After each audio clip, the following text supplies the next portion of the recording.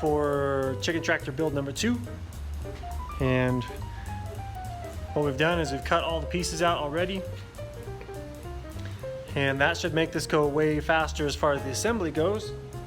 We also, you probably already saw the video showing how I used the reciprocating saw to cut these pieces out instead of the circular saw. Much faster, much cleaner, mostly much straighter, but way less noise and just a lot easier to control. So these pieces are ready. These pieces over here are ready. So enjoy the build.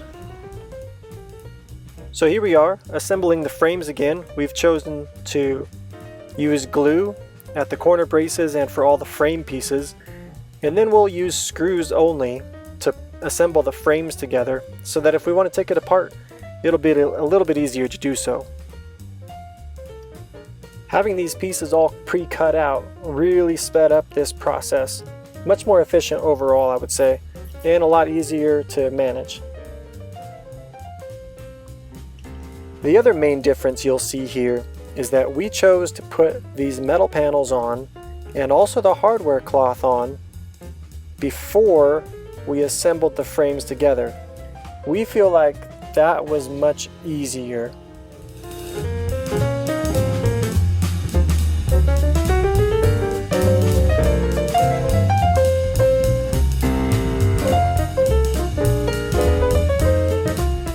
The only real downside that we saw from attaching the metal and hardware cloth first was that some of the pieces hung over further than we expected. We would measure that out better the next time.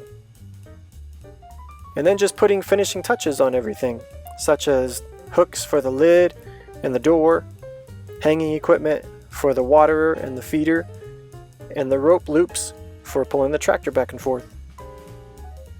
And here we are. Here's the second chicken tractor with the first one out in operation. The birds have been split up between the two. It's looking good so far.